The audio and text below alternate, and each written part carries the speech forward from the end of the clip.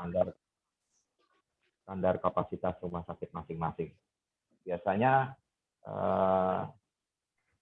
pengalaman menarik yang lalu itu apa ya, banyaknya di awal ya, di era awal pandemi itu banyak yang dokter, pasien maupun perawat yang mengalami apa gangguan psikologis ya, karena hal yang tiba-tiba kaget gitu ya. kaget begitu. Tapi alhamdulillah di pandemi yang kedua ini hal-hal tersebut sudah banyak termanage oleh karena ini sebuah natural case yang sangat langka ya, bahkan tidak pernah ada dalam referensi ilmu manajemen manapun. Betul sekali. Termasuk dari ilmu kesehatannya juga kayak gini tuh baru. Jadi referensi-referensi kesehatannya lebih ke arah penyakit-penyakit yang mirip dengan ini kan ya. Mirip. Nah.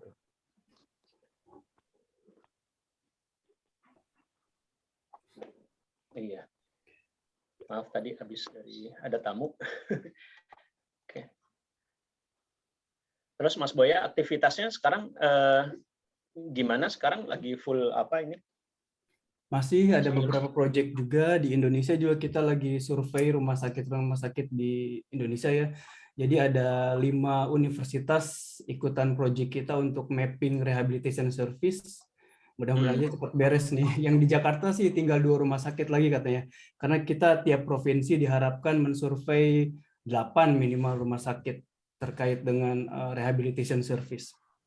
Nah, Pak, ini yang maaf, saya kita mau masuk, iya. Maaf ya, nanti Ya, dilanjut. insyaallah. Oke, Ya. bismillahirrahmanirrahim.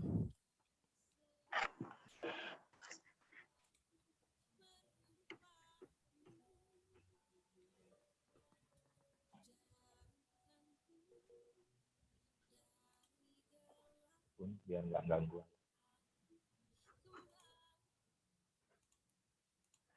Oke, itu dia tadi Yura Yunita dengan tenang. Ya, emang keadaan seperti sekarang ini emang mengharuskan kita buat tenang ya. Karena itu ngaruh juga sih ke kesehatan kita. Tapi sebenarnya gimana sih kondisi yang sebenarnya gitu, yang ada di lapangan terkait pandemi ini? Sedarurat apa sih? Nah, biar makin jelas nih, kita akan ngobrol-ngobrol sama 2 narasumber kece. Dan Sobat PPI boleh banget up pertanyaan-pertanyaannya di chat box ya. Oke deh, tanpa panjang lebar lagi, SS Modi serahkan ke moderator cantik kita, Mbak Nela Widyastuti. Silakan, Mbak. Terima kasih SS Wodi. Saya sapa sahabat dengar pena dan sobat PPI di seluruh dunia ya. Assalamualaikum warahmatullahi wabarakatuh. Bismillahirrahmanirrahim. Halo sahabat dengar pena dan sobat PPI dimanapun kalian berada. Apa kabarnya nih semuanya? Hari ini Sabtu tanggal 24 Juli 2021 hadir kembali pena pengajian online Uni Eropa yang merupakan hasil kerjasama pimpinan cabang istimewa PCIM Jerman Raya dan tentu saja Radio PPI Dunia. Masih bersama saya, Nela sebagai moderator program Pena, bersama-sama kita hadir untuk berbagi informasi dan inspirasi dalam rangka mewujudkan moto Pena, yaitu mengukir ilmu, meraih berkah bersama Pena, insya Allah. Nah, sahabat dengar Pena dan Sobat PPI, sesuai prediksi dari para ahli epidemiolog dan kesehatan, bahwa Indonesia akan mengalami ledakan kasus COVID-19 yang terjadi beberapa pekan setelah mudik lebaran, dan tentu benar saja ya terjadi hal sesuai dengan prediksi dari para ahli.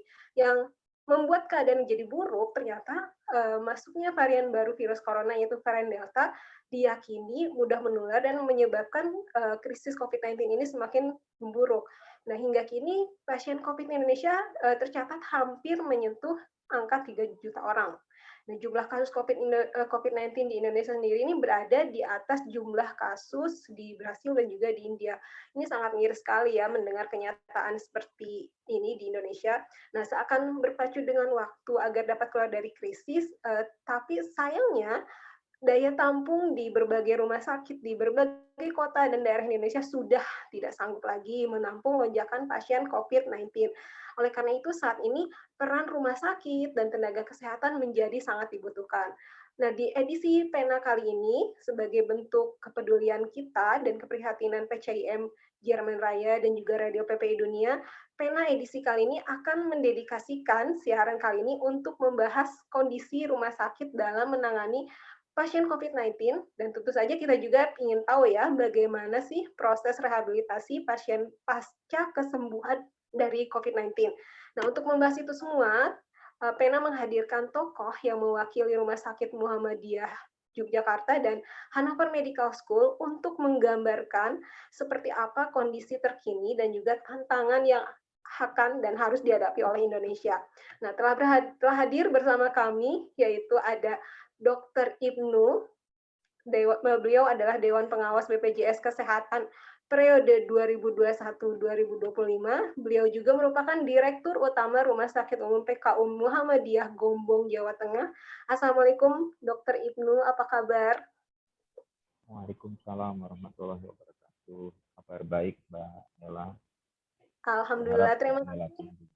Alhamdulillah, terima kasih Pak Ibnu telah hadir hari ini di acara Pena edisi spesial. Semoga nanti inspirasi-inspirasi dari Pak Ibnu bisa menjadi sumbangsi bagi penanganan kasus COVID-19 di Indonesia. Selain itu, ada juga narasumber kedua yang juga hebat, ya, yaitu Dr.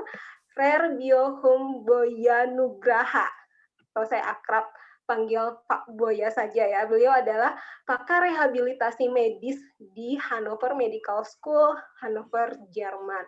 Assalamualaikum warahmatullahi wabarakatuh, Pak Boya. Selamat malam. Apa kabar? Waalaikumsalam. Selamat siang dari Jerman, Mbak Nela. Alhamdulillah Ya. baik. Berarti malam dan siang ya. Ya. Terima kasih sudah hadir hari ini yang nantinya akan berbagi tentang bagaimana penanganan COVID-19 dari segi rehabilitasi medis ya, Pak Boya.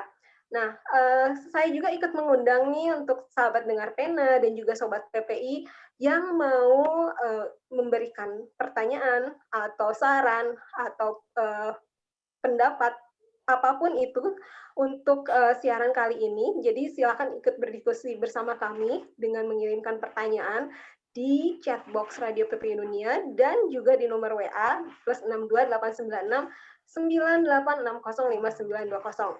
Nah, tanpa berlama-lama kita mulai saja ya diskusinya Pak Ibnu dan juga Pak Boya. Kali ini diskusinya dengan tema Indonesia Darurat COVID menakar kemampuan rumah sakit menampung pasien. Saya akan bertanya, pertanyaan pertama ini akan saya ajukan kepada Dr. Ibnu. Dr. Ibnu, apa kabar rumah sakit di Indonesia saat ini, Dok? Apakah masih terkendali atau bagaimana kondisi realnya sekarang ini? Pertanyaannya sangat menggelitik, Mbak. Kabar hari ini kami mencoba untuk tetap baik dan tetap terus melayani. Sampai dengan hari ini tingkat hunian atau bed occupancy rate-nya sekitar di angka 65% ya, secara rata-rata nasional. Namun bila angkanya di-breakdown ke dalam beberapa daerah, khususnya di Jawa, terutama yang mendapatkan predikat PPKM level 4 ini masih di kisaran 73% tingkat hunian kapasitas rumah sakit. Jadi bisa dibilang kabarnya harus dibaik-baikkan begitu, karena memang ketika garda terdepan merasa diri tidak baik-baik saja, tentu akan seperti apa kondisi masyarakat yang saat ini benar-benar masih sangat membutuhkan pelayanan kesehatan. Namun sebagai gambaran, sedikit gambaran ya, kami ini sudah dalam kondisi mungkin 2 pekan ini ya, hampir setiap malam rumah sakit itu harus berjuang mencari keberadaan oksigen. Kenapa? Karena memang khususnya khususnya di Jateng dan DIY, krisis oksigen masih mendera kami, gitu ya, karena terjadi eksponensial kenaikan kebutuhan oksigen. Dari rata-rata nasional itu sekitar 450 ton per hari, mungkin bisa naik 5-7 kali lipat dari kondisi itu. Sehingga tentu keadaan ini tidak mudah untuk disikapi, dan bukan kekacauan ya, lebih tepat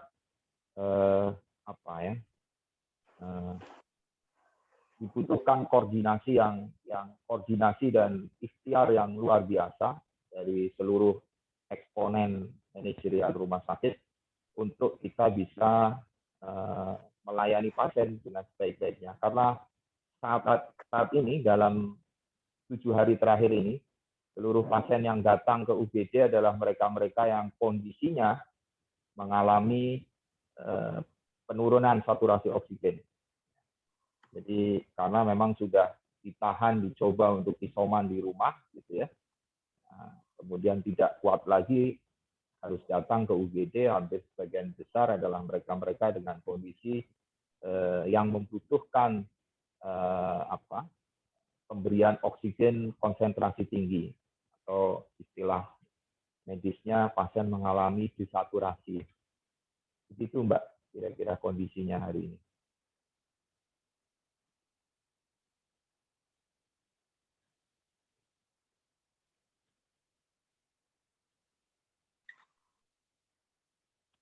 Halo Mbak.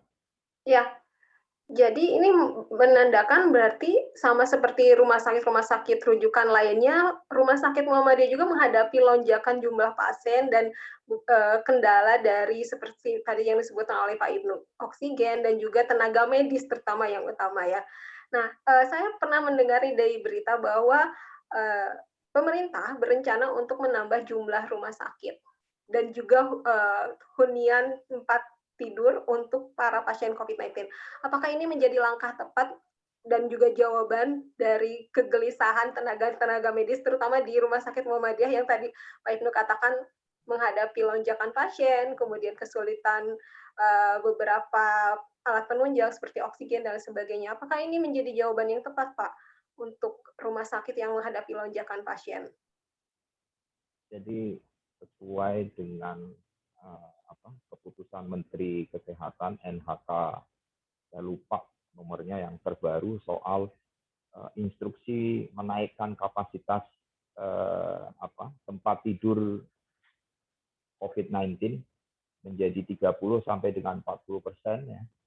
Di beberapa rumah sakit Muhammadiyah, Mbak, sebagai gambaran, kita data terakhir yang dirilis oleh MCCC menyebutkan 88, namun data ini sepertinya di lapangan sudah bertambah. Prediksi saya sekitar 90% ya, 89 sampai 90% rumah sakit Muhammadiyah Aisyah yang ada di Indonesia itu hampir semua melayani COVID. Nah, ini di beberapa tempat sudah di atas himbauan pemerintah ya. Bahkan di angka 50%, bahkan di beberapa daerah seperti Kudus, Kebumen, kemudian daerah-daerah zona merah, itu tingkat konversi tempat tidur kita sudah di atas 50-60%. Ya, jadi sisanya adalah pasien-pasien umum. Bahkan ini tidak berbangga hati, namun bersyukur ada banyak rumah sakit Muhammadiyah, khususnya yang saya tahu ada di Jawa Tengah ya, ada 4 rumah sakit yang difokuskan hanya menjadi rumah sakit rujukan COVID-19. Artinya dia tidak menerima pasien umum dari awal. Mereka adalah Rumah Sakit PKU Muhammadiyah Hajah Sultan Demak, kemudian Rumah Sakit PKU Muhammadiyah Wonogiri, bukan yang Selogiri. Kita di Wonogiri ada 2, ada PKU Muhammadiyah Selogiri, ada PKU Muhammadiyah Wonogiri. Yang Wonogiri ini 100% dedicated COVID-19. Kemudian kita juga memiliki Rumah Sakit PKU Muhammadiyah Prambanan di Klaten. Jadi di Klaten itu ada 5 rumah sakit Muhammadiyah Aisyah. Sebagai gambaran, pemerintah daerah paling banter hanya memiliki, kalau di Jawa Tengah ya, 2 sampai dengan 3. Di Klaten kita ada 5 rumah sakit. Salah satunya PKU Muhammadiyah Prambanan yang baru diresmikan itu hanya didedikasikan untuk COVID-19. Bahkan 3 hari yang lalu Pak Gubernur Ganjar Pranowo meresmikan RSDC, Rumah Sakit Darurat COVID milik Universitas Muhammadiyah Purwokerto. Jadi bicara soal loyalitas terhadap pandemi ini, insya Allah kita bersyukur Muhammadiyah menjadi leader ya, menjadi yang terdepan begitu dalam menjalankan penanganan COVID-19 ini secara komprehensif. Itu yang paling harus kita syukuri hari ini ya. Masya Allah, berarti peranan dari Muhammadiyah itu sangat besar dan juga sumbangsinya bagi Indonesia dalam hal menghadapi krisis COVID-19 ini sangat besar sekali ya Pak Ibnu. Nah ini berarti status infrastruktur di Rumah Sakit Muhammadiyah ini tentunya dapat mengimbangi jumlah pasien COVID-19 yang datang ya Pak ya? Jadi kalau mengimbangi rasanya apa ya? Karena begini, kita memang besar di jumlah, kemudian partisipasi responsibility dari pengurus Muhammadiyah luar biasa ya. Bahkan di pandemi yang kedua ini saya lihat rasa-rasanya Muhammadiyah ini sudah tidak punya lagi nyali takut ya, terutama teman-teman yang ada di lini terdepan. Kalau di awal-awal kita masih mendengar berita banyak pengurus Muhammadiyah yang tidak mengizinkan rumah sakitnya untuk melayani COVID.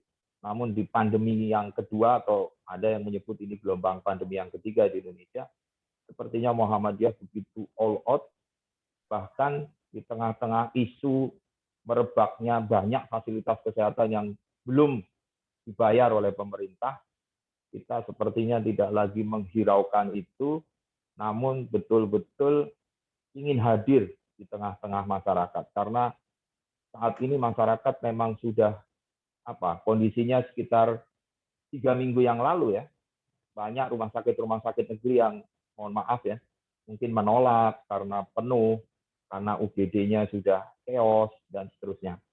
Kemana lagi mereka harus mencari tempat? Saya sebagai ketua MTKU ketika itu membuat statement kepada teman-teman bahwa hanya ada 2 pintu yang tidak boleh tertutup di COVID-19 ini.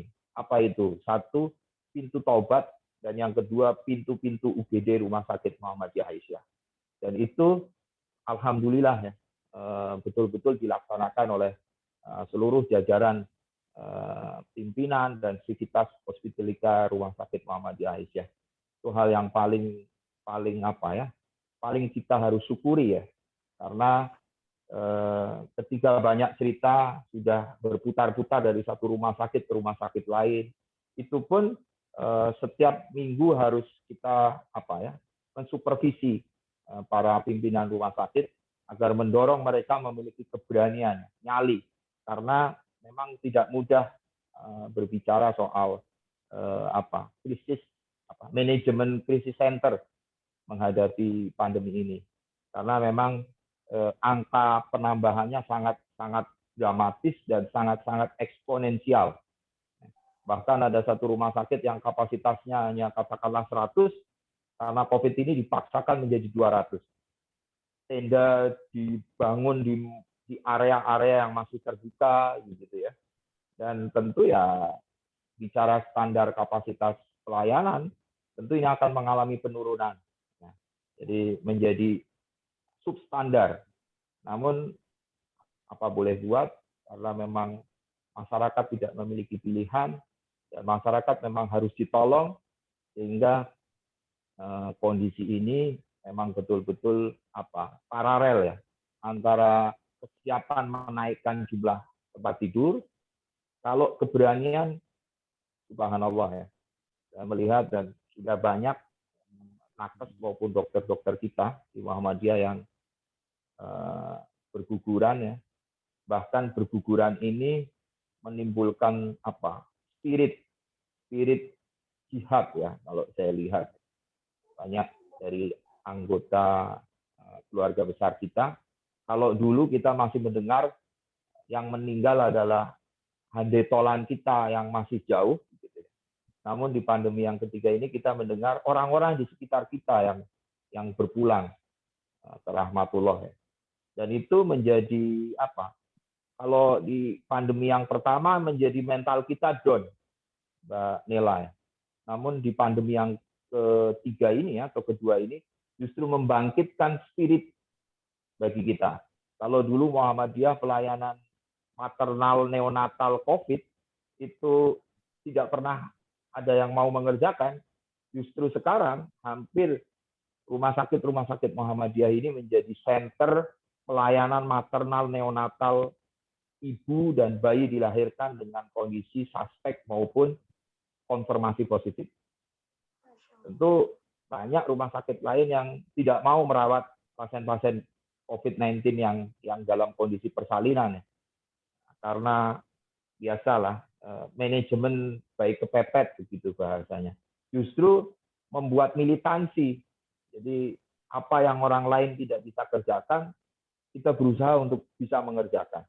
Dan salah satu yang menjadi kesyukuran dan kebanggaan kita adalah di banyak rumah sakit Muhammadiyah ini justru menjadi center rujukan bagi pelayanan maternal neonatal COVID-19. Itu barangkali Mbak Nela. Masya Allah. Yang saya tangkap tadi ada semangat jihad dari para tenaga kesehatan yang ada di rumah sakit Muhammadiyah. Saya jadi penasaran dan ingin tahu juga nih dari Pak Ibnu sendiri sebagai pimpinan tertinggi di Rumah Sakit Umum PKU Muhammadiyah. Bagaimana sih caranya untuk membangkitkan semangat atau spirit jihad kepada para tenaga kesehatan yang mereka tahu pasti nyawa adalah taruhannya, tetapi yang tadi seperti dijelaskan oleh Pak Ibnu, mereka tetap semangat untuk berjuang dalam keluar dari krisis COVID-19 ini. Bagaimana tuh Pak Ibnu? Ya, jadi hal yang harus dipastikan dari setiap jiwa-jiwa kepemimpinan di Rumah Sakit Muhammadiyah Aisyah adalah kemauan untuk membersamai dan turun ke bawah. Memastikan bahwa yang pertama, upaya universal precaution atau kewaspadaan universal itu sudah kita lakukan dengan cara APD harus terstandar dengan baik. APD itu alat pelindung diri terstandar dengan baik, tersedia dengan jumlah yang cukup. Dan alhamdulillah di pandemi yang kedua ini soal krisis APD tidak terjadi, begitu ya. Kemudian standar PPI atau petugas pengendali infeksi di rumah sakit itu harus berjalan dengan standar pemantauan yang baik. Kemudian cerita-cerita soal kisah jihad di masa pandemi. Bahkan kita selalu membuat link group ya, antar satu kabupaten, beberapa rumah sakit Muhammadiyah Aisyah. Kemudian ketika ada yang meninggal, kita videokan, bahkan ada statement dari para pendahulu-pendahulu untuk tetap meneruskan perjuangan ini, dan bahkan ada sebuah cerita soal wasilah kebaikan. Jadi belum tentu setiap dari kita akan mati. Belum tentu setiap muslim itu tujuan kehidupannya adalah Jannatun Naim. Bahkan dalam Muqaddimah Muhammadiyah disebutkan ya, akan Muhammadiyah ini, persyarikatan Muhammadiyah ini akan mengantarkan seluruh anggota persyarikatan ke depan pintu gerbang Jannatun Naim. Cerita ini kita jadikan sebuah inspirasi ya, inspiring pada mereka bahwa kapan lagi kita berkesempatan jihad. Jihad itu bukan berarti menyerahkan nyawa kita. Jihad itu memberikan integritas dan loyalitas terbaik kita. Tidak akan pernah terulang cerita pandemi ini. Mungkin 1 abad ke depan belum tentu. Kita pernah mendengar kasus wabah ini kolera. Mungkin pada kira-kira abad ke berapa Masehi ya, Mas, sudah sangat usang dalam ingatan referensi sejarah kita.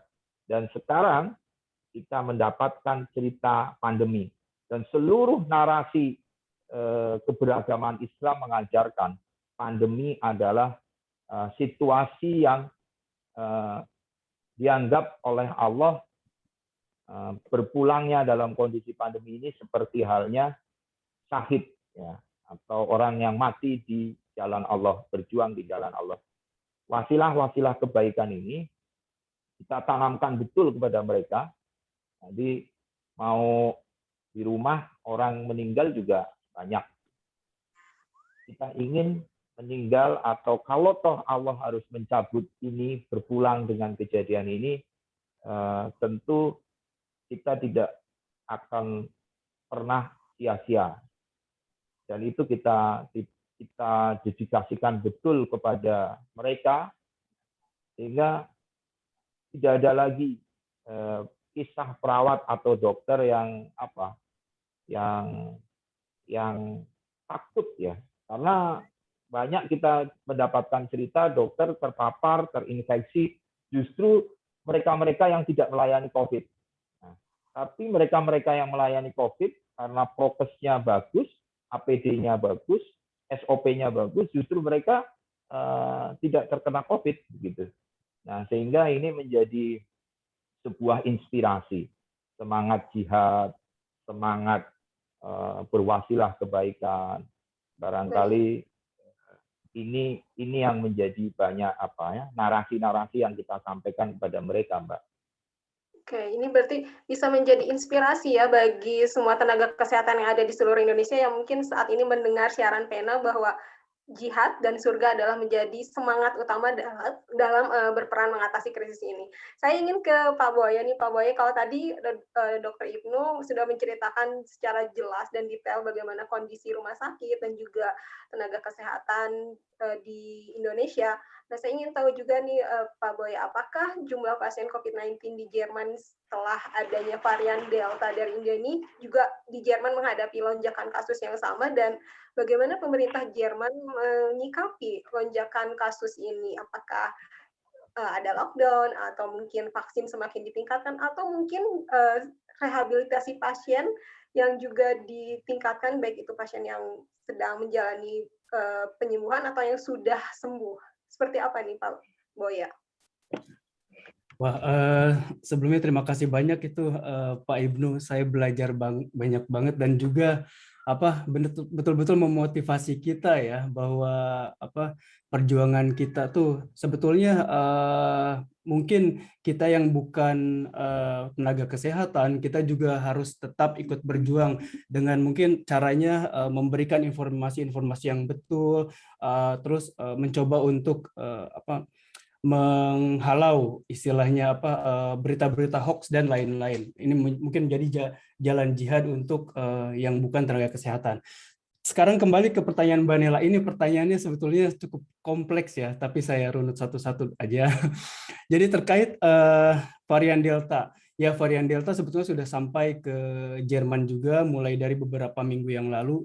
Mungkin kalau kita lihat dari sumber-sumber di internet, kita melihat bahwa kecenderungan jumlah kasus positif dari COVID di Jerman beberapa minggu lalu itu menurun cukup drastis, dan tentunya ini juga mungkin qadarullah salah satunya karena vaksinasi yang cukup agresif kalau saya bilang ya di Jerman, karena sampai sekarang sendiri sudah mencapai lebih dari 40 juta orang sudah divaksinasi, dan ini melebihi 50% dari total populasi penduduk. Dan saya kira juga kalau kita membandingkan antara jumlah yang divaksin dan jumlah kasus, ini betul-betul terjadi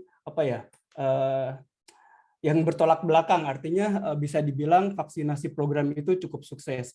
Tapi beberapa hari terakhir ini, karena varian Delta semakin menyebar di Jerman, ternyata jumlah kasus mulai meningkat lagi, yang biasanya di bawah 900 kasus hariannya, sekarang data kemarin saja sudah mencapai 1.800 kasus perharinya, itu di Jerman.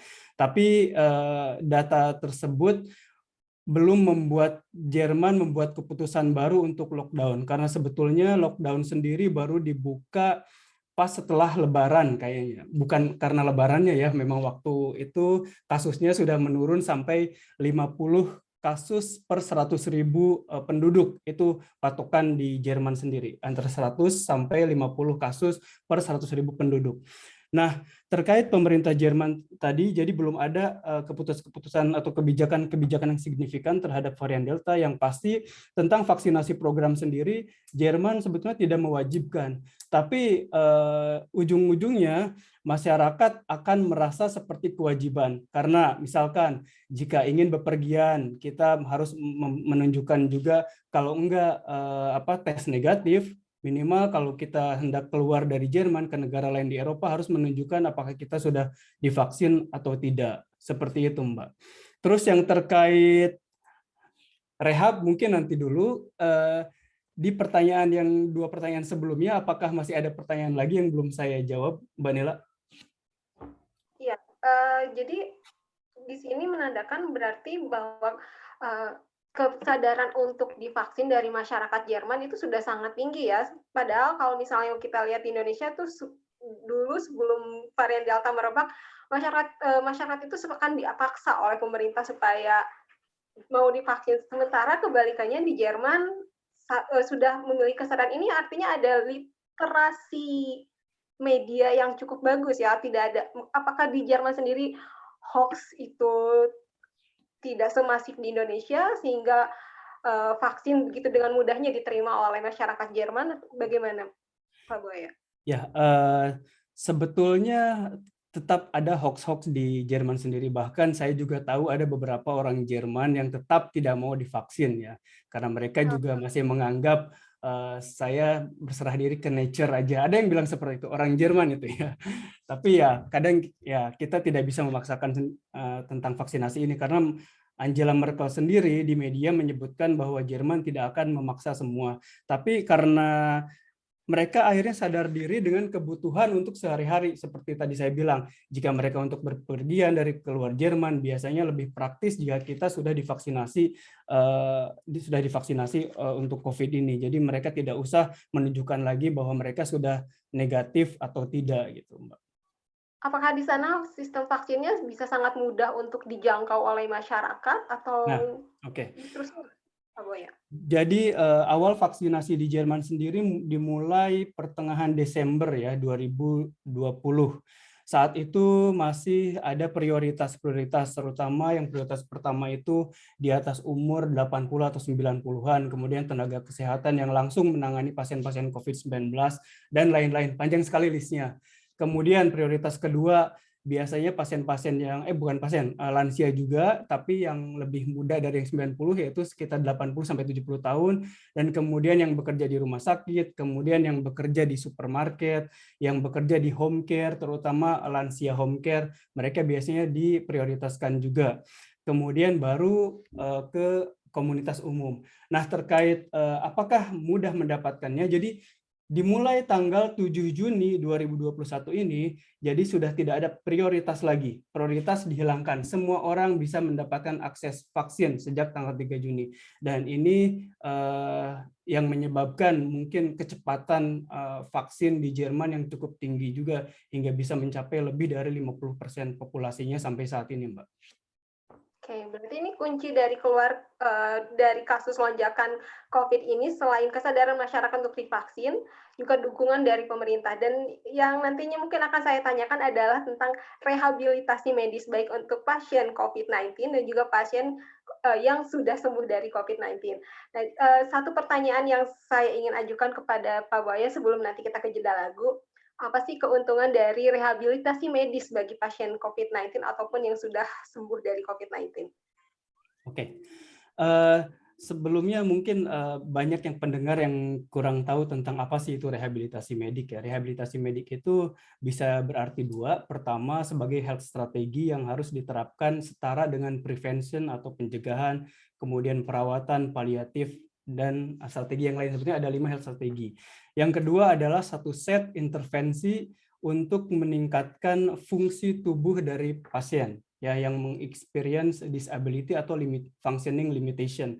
Jadi bukan hanya pasien-pasien yang disabilitas, tapi juga yang mempunyai gangguan fungsi. Nah, pada pasien COVID kita lihat mungkin orang-orang awam melihatnya yang sudah sembuh saja ya, mereka masih bisa mempunyai gejala-gejala memory loss, susah mengingat, kemudian juga muscle weakness atau kelemahan otot. Kemudian kita melihat juga bahwa mereka indera penciuman dan pengecapnya masih ada gangguan. Kemudian neurological symptom yang lain, depresi, sampai dengan mereka tidak fit untuk bekerja. Nah, hal-hal tersebutlah yang diatasi oleh rehabilitasi. Itu untuk yang post ya, untuk udah yang sembuh dan sudah pulang dari rumah sakit. Tapi harus diingat, rehabilitasi juga harus dimulai sejak di UGD atau di ICU. Kenapa? Walaupun belum ada penelitian khusus pada COVID, tapi ada penelitian pada pasien-pasien yang serupa, yang mengalami gangguan pernafasan, yang membutuhkan mechanical ventilation. Jadi ada penelitian yang di pasien-pasien di ICU yang menggunakan mechanical ventilation, jika rehabilitasi dimulai se-early mungkin, ternyata penggunaan mechanical ventilation-nya sendiri bisa berkurang dari 9 hari menjadi hanya menggunakannya 4,5 hari. Dan perawatan di ICU-nya sendiri, saya baru baca ini penelitiannya, dari yang tadinya membutuhkan sekitar 9 atau 7 hari, bisa berkurang hingga hanya 4 hari di ICU. Jadi bisa mempercepat juga pemulangan pasien. Dan ini juga mungkin menjadi salah satu harusnya strategi untuk Indonesia untuk menerapkan rehabilitasi sejak ICU, terutama saat ini kita tahu sendiri bahwa rumah sakit kewalahan gitu ya kapasitasnya. Mungkin nanti Pak Ibnu bisa mendorong juga rumah sakit di jaring di Muhammadiyah untuk menerapkan rehabilitasi se-early mungkin, mulai dari ICU sampai dengan long term.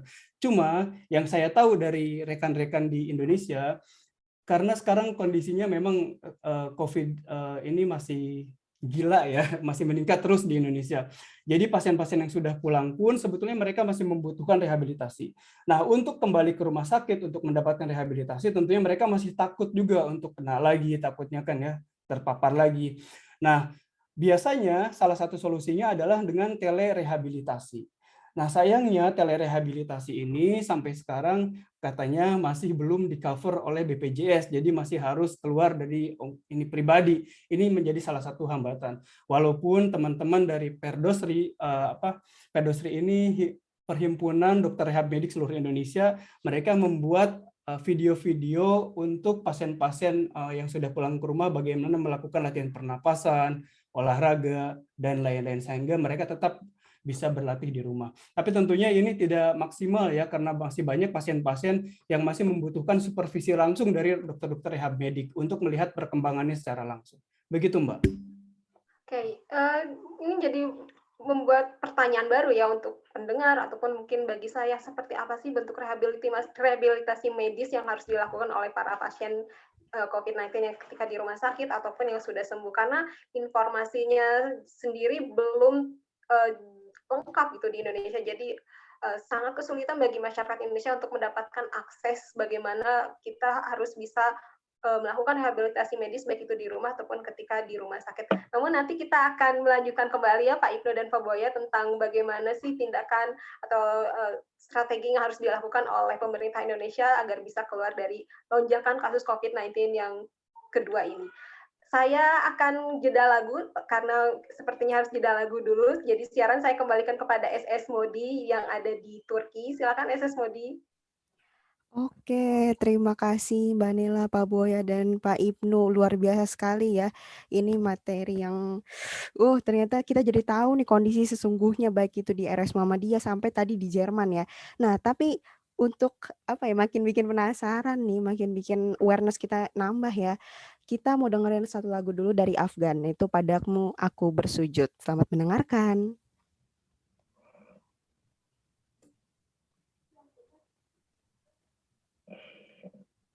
Oke, Masya Allah. Informasinya luar biasa deras sekali, Pak Ibnu, Mas Boya. Saya jadi banyak mau nanya juga. Tapi ya Alhamdulillah, makasih juga buat dari Pak Ibnu yang udah memotivasi juga ya. Artinya ada perspektif lain ya dari tenaga medis nakes sekarang, tenaga kesehatan sekarang. Kalau misalnya memang ya udah mereka udah nggak peduli lagi ya. Kenapa nggak awal-awal kita kan masih ini ya masih sangat khawatir sekali kalau tenaga kerja medis kita bakal kena gitu ya, bakal overload gitu ya. Karena kita di edisi kapan ya Mbak Nela, kita pernah juga mengundang Pak Dr. Corona, dan satu tenaga medis Indonesia yang bekerja di rumah sakit di Wina, Austria, mengenai ya maksudnya mengenai sepak terjang lah, apa sih kondisi-kondisi yang dialami oleh nakes gitu ya. Tapi kalau misalnya kecenderungannya sekarang ini sesuatu hal yang baru yang patut kita apresiasi dan doakan terus gitu ya, karena luar biasa sekali gitu kondisinya gitu ya. Terus kalau ini saya lihat ada satu pertanyaan nanti bisa dibacakan walau alam oleh Mbak Modi atau Mbak Nela di chat box di Radio PPI ya. Ini penasaran juga sih, ternyata pertanyaannya termasuk hal yang ingin saya tanyakan juga sih kemarin, soal kalau misalnya rumah sakit itu belum mendapat belum mendapat uang atau pembayaran dari pemerintah gitu ya, apapun mekanismenya, terus bagaimana rumah sakitnya itu berjalan gitu. Ini kita bisa lihat di chat box, nanti mungkin silakan di segmen terakhir atau segmen berapa ya Mbak Nela, bisa ditanyakan. Ini sudah ada satu pertanyaan yang masuk. Kemudian dari Mas Boya tadi juga, sebenarnya ini Mas Boya ini kasus pribadi juga sih, maksudnya ayah saya dan ibu saya kan kena ya. Sekarang lagi pemulihan, setelah di PCR nilai CT-nya itu ayah saya terutama 33 ya, memang agak sesak gitu ya. Sebenarnya pengen tahu linknya atau apakah ada modul-modul yang bisa saya kasih ke orang tua untuk ini, karena salah satu bentuk percepatan pemulihan mungkin ya. Nanti ya mungkin nggak perlu dijawab sekarang, tapi mungkin ada linknya.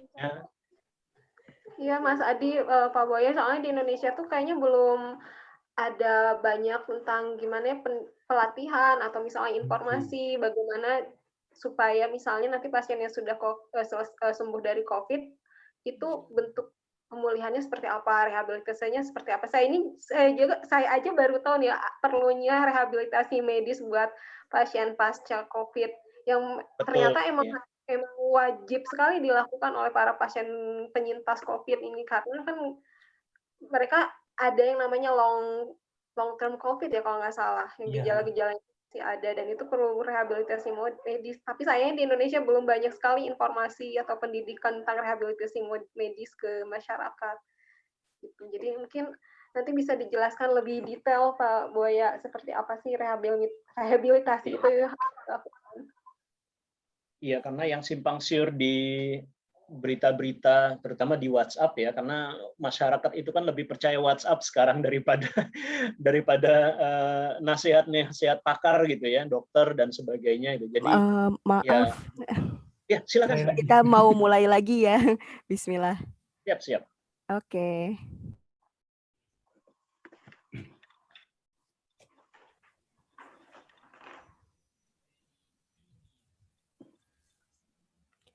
Radio PP Dunia, Suara Anak Bangsa, Satu Cinta, Satu Indonesia. Tadi sempat kita jeda dulu ya sama satu lagu, tapi ada pertanyaan yang menarik nih dari moderator kita Mbak Nela ke Pak Boya. Mungkin bisa dilanjutkan, silahkan Mbak Nela.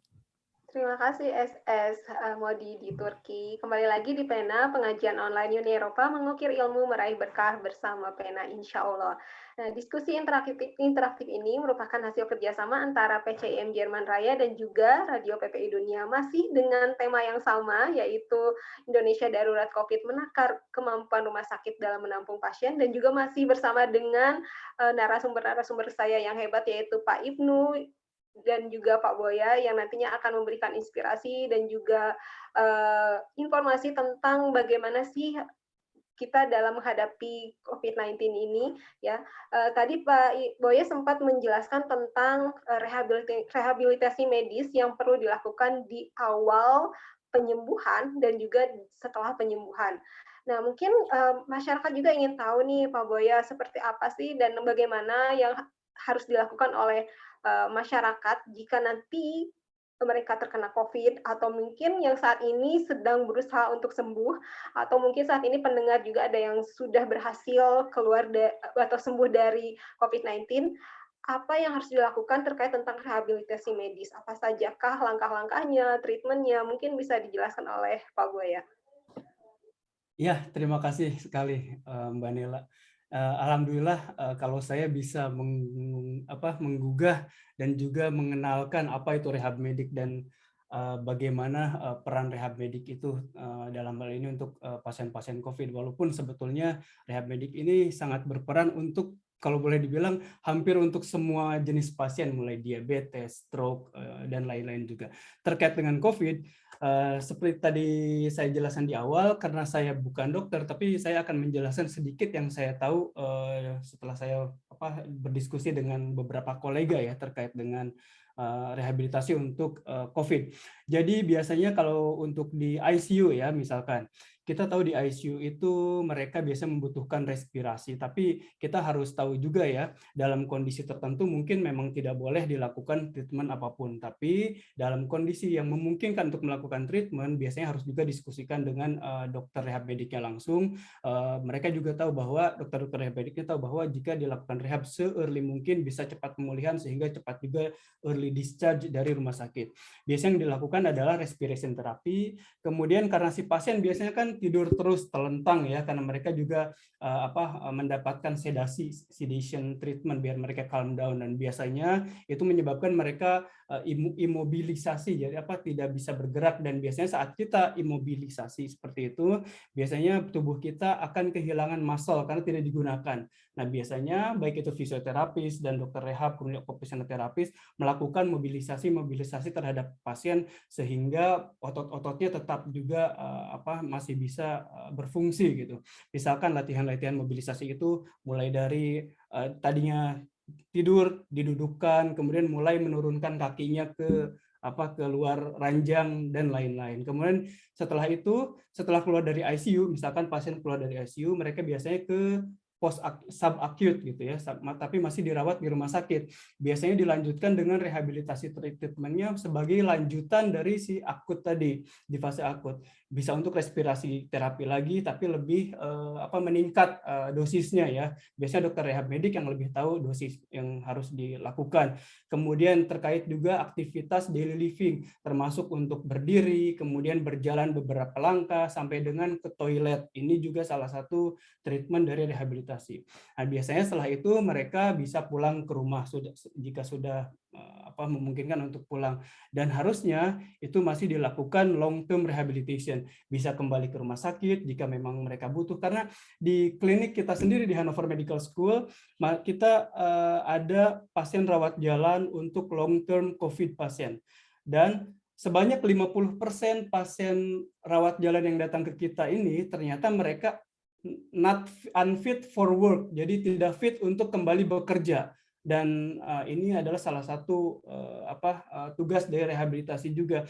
Jadi kalau boleh saya bilang ke tim BPJS nih, mumpung di sini ada Pak Ibnu ya. Jadi kalau saya boleh bilang rehabilitasi itu juga bisa dilihat sebagai investment. Kenapa? Karena setelah direhabilitasi, pasien-pasien otomatis mereka bisa pulih kembali, kemudian bisa sekolah, bisa bekerja, sehingga ekonomi bisa berjalan kembali. Seperti itu, Pak Ino.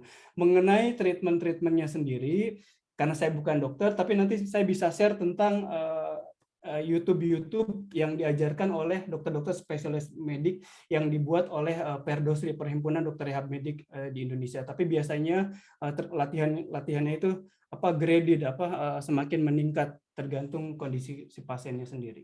Begitu, Mbak. Mungkin akses informasinya bisa didapat selain dari dokter, bisa juga dari internet ya, Pak Boya. Nah, saya ingin tanyakan kepada Pak Ibnu nih, Pak Ibnu, kalau tadi Pak Boya sudah menjelaskan bahwa ternyata strategi penanganan COVID-19 itu salah satunya adalah dengan rehabilitasi medis. Bagaimana dengan Rumah Sakit Muhammadiyah sendiri? Apakah sudah menerapkan program rehabilitasi medis dalam program kesehatan, atau Dewan BPJS Kesehatan juga sudah membuat sebuah plan atau mungkin pemetaan bagaimana pasien COVID-19 bisa mendapatkan akses rehabilitasi medis? Terima kasih Mbak Nela. Menarik Mas Boya yang disampaikan. Jadi memang data di BPJS Kesehatan prinsipnya insurance government sesuai dengan amanah undang-undang membayar keseluruhan biaya kesehatan baik yang promotif, preventif, kuratif, dan rehabilitatif. Meskipun yang kuratif dan rehabilitatif, kuratif itu pengobatan, jadi sakit gitu diobatin, kemudian setelah ada sequel begitu, mereka mendapatkan pelayanan rehabilitatif atau penyembuhan pasca sakit. Ini sebenarnya sudah kita cover ya ke dalam grouping inadibijis. Bahkan cukup tinggi kita bayar di SKRTL, meskipun ada revisi penurunan. Namun kalau kita kaitkan dengan, ini kalau kita bicara rehabilitatif ya, sehingga perkembangan pelayanan tadi disampaikan Perhimpunan Dokter Rehabilitasi Medis atau Perdosi ya, itu di Indonesia cukup berkembang, pelayanannya cukup bervariatif, bahkan BPJS mengcover jenis-jenis pelayanan yang cukup lanjutan seperti hiperbarik, kemudian hidroterapi begitu ya. Kita layani itu atau kita biayai melalui mekanisme BPJS. Namun ketika bicara pasca COVID atau layanan COVID, karena memang ini satu hal yang perlu diinformasikan kepada khalayak ramai bahwa pelayanan COVID, sumber pembiayaan pelayanan COVID itu bukan dari BPJS. BPJS itu bukan berfungsi sebagai pembayar, namun kami hanya mendapatkan tugas, kalau kami menyebut sebagai tugas kebangsaan, begitu ya, tugas tambahan yang diamanatkan kepada BPJS untuk melakukan proses verifikasi berkas klaim pasien COVID. Namun pembayaran langsung dari Kementerian Kesehatan, dari Keuangan Negara melalui akun Kementerian Kesehatan ditransferkan kepada rumah sakit berdasarkan klaim yang diajukan yang terverifikasi oleh BPJS. Nah, sehingga BPJS hanya tidak berfungsi sebagai pembayar.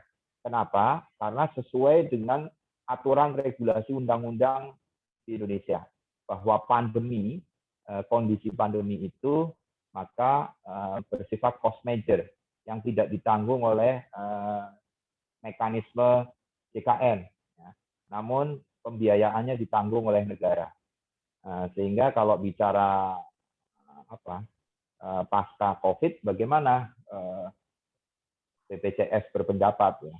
Jadi kalau setahu saya, mereka-mereka yang pasca rawat inap COVID itu berhak untuk mendapatkan pelayanan rawat jalan, begitu ya, termasuk setelah sembuh begitu ya, pelayanan rawat jalan dengan frekuensi kalau tidak keliru 1 atau 2 kali kunjungan begitu, termasuk di dalamnya rehabilitasi medik. Dan pemerintah membayar tipe A dengan regionalisasi tertinggi. Jadi klaim rawat jalan di Indonesia itu untuk COVID itu klaim tipe rumah sakit tertinggi dan regionalisasi tertinggi. Dan saya pikir itu menarik ya, karena pemerintah bayar di angka yang cukup lah, saya pikir ya, relatif ya, saya sebut relatif cukup. Saya rasa mungkin itu pendapat saya, dan di kami, bila jatah pelayanan COVID ini 10+3 rawat inap berakhir, bila memang pasien adalah pasien komorbid, masih membutuhkan pelayanan, kami di BPJS Kesehatan menanggung itu. Jadi nanti ada double claim ya. Klaim yang dia ditujukan kepada Kementerian Kesehatan karena dia ada komorbid, pasca COVID-nya sembuh, butuh perawatan lebih lanjut, misalnya sakit jantung dan seterusnya, atau diabetes, itu BPJS menanggung itu. Meskipun secara narasi banyak hal yang membuktikan pasca COVID ini menimbulkan ikutan sakit yang lain, seperti kasus diabetes mellitus, kemudian jantung, koroner, begitu ya. Karena dengan kondisi pasien mengalami tingkat kepekakan darah yang tinggi sehingga menimbulkan gejala ikutan klinis berupa gangguan fungsi koroner. Nah, BPJS menanggung. Meskipun kalau diruntut ceritanya ini sakit karena COVID begitu ya. Tapi komorbidnya BPJS tanggung itu. Saya rasa itu, Mbak. Itu juga berlaku untuk pasien yang isoman, Pak. BPJS juga menanggung untuk pasien isoman yang ingin atau hendak melakukan rehabilitasi medis ke rumah sakit rujukan. Jadi begini, terkait dengan pasien-pasien isoman, ketika mereka sudah dinyatakan sembuh dari COVID, ya, kemudian dia sakit ikutan pasca COVID, sementara yang bersangkutan adalah peserta JKN, maka itu ditanggung oleh BPJS. Catatannya mereka punya kartu JKN. Seperti itu. Oke, berarti memang sudah ada ya strategi dari pemerintah bagi penanganan rehabilitasi medis ini. Nah, bagi pasien sendiri, apakah pada saat mereka akan datang untuk melakukan rehabilitasi medis ini, bisa melalui fasilitas, apakah harus mendapatkan rujukan dari puskesmas dulu, Pak, atau bisa langsung ke rumah sakit untuk mendapatkan pelayanan rehabilitasi medis, Pak? Jadi sesuai dengan sistem undang-undang kesehatan di Indonesia, kita masih menganut pola pelayanan rujukan berjenjang. Jadi tentu pasien-pasien tersebut diadvis oleh FKPP apakah memang membutuhkan layanan lanjutan ya. Dan itu saya pikir tidak sulit ya, tinggal diminta kepada dokter layanan primer, dokter keluarga di SKTP masing-masing ataupun di puskesmas, bahwa misalnya saya ini pasca COVID, kemudian masih ada sequel atau masih ada gejala sisa, saya membutuhkan pelayanan rehabilitasi medik. Nanti oleh dokter rehab medik diberi advis untuk bisa mendapatkan fasilitas layanan fisioterapi. Jadi prosedurnya tetap sama. Gitu ya. Dan BPJS tidak membedakan, oh ini pasien karena COVID, maka kami tidak tanggung, tidak begitu, gitu ya. Jadi meskipun kita secara manajemen risiko sedang menghitung berapa ini biaya yang dibutuhkan secara nilai aktuaria keseluruhan, begitu ya, terhadap orang yang jadi sakit ikutan pasca kejadian COVID.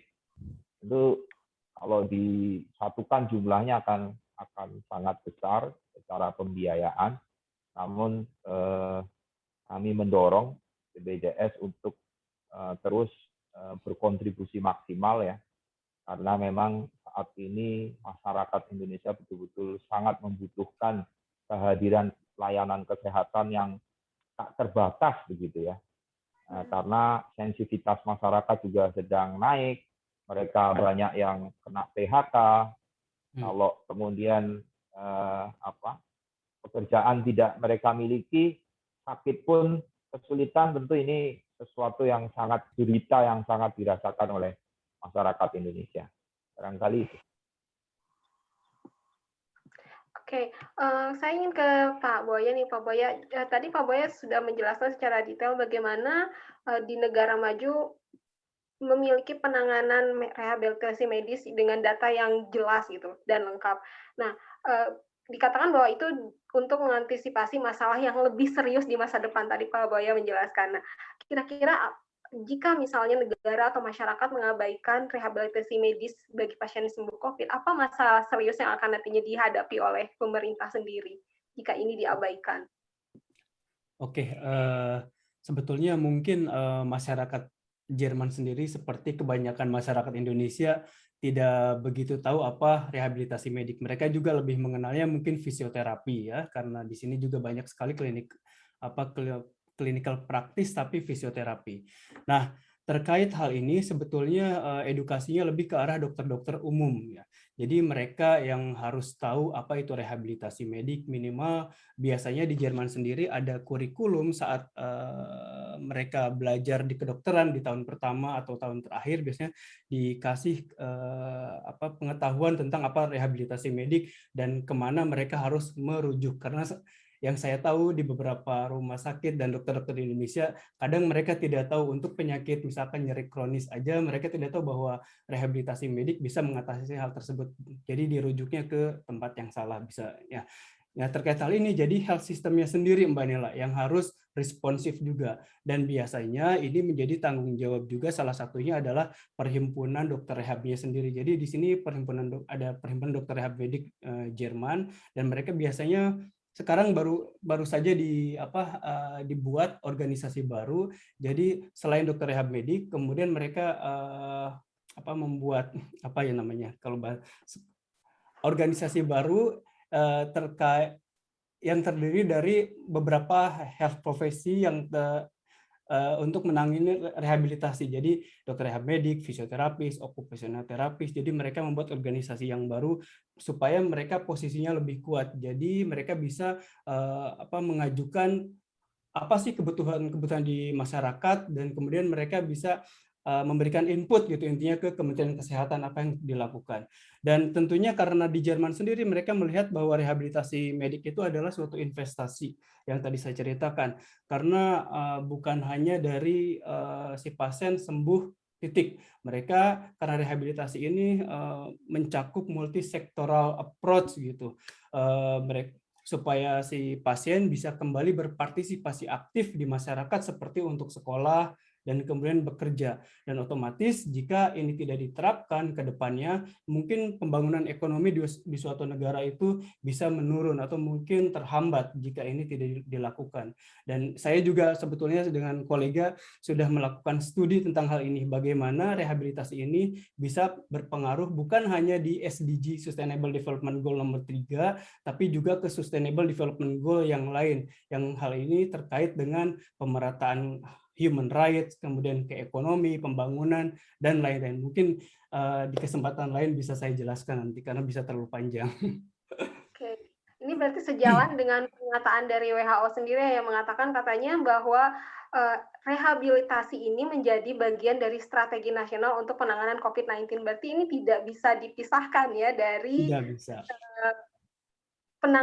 jenis penanganan lainnya. Jika mungkin saat ini pemerintah fokus pada bagaimana vaksin, kemudian PPKM seperti yang dilakukan oleh Indonesia, justru rehabilitasi medis ini juga harus diperhatikan juga ya oleh pemerintah Indonesia. Dalam hal ini mungkin bukan hanya BPJS Kesehatan, tapi juga pemerintah pusat juga untuk memperhatikan himbauan dari WHO ini sendiri ya Pak Buaya ya. Boleh saya tambahkan sedikit ya terkait hal ini. Memang betul, prevention itu sangat penting sekali dengan vaksinasi, kemudian social distancing, kemudian pakai masker dan lain-lain. Ya, kemudian juga memang betul sekali menyembuhkan pasien juga sangat penting sekali biar pasien bisa sembuh kembali. Tapi jangan lupa bahwa kebanyakan pasien-pasien COVID ini biasanya mereka membawa sequelae tadi seperti yang dijelaskan oleh Dr. Ibnu. Jadi disitulah pentingnya rehabilitasi dalam hal ini. Dan kebanyakan berdasarkan survei di WHO tahun lalu ya, ternyata masih banyak sekali di negara-negara di dunia ini, sampai 63% dari 122 negara yang disurvei WHO, mereka masih tidak menganggap rehabilitasi. 63%-nya bahkan layanan rehabilitasi ditutup di 122 negara itu. Padahal WHO kemudian makanya membuat studi itu untuk melihat mana saja sih layanan yang ditutup.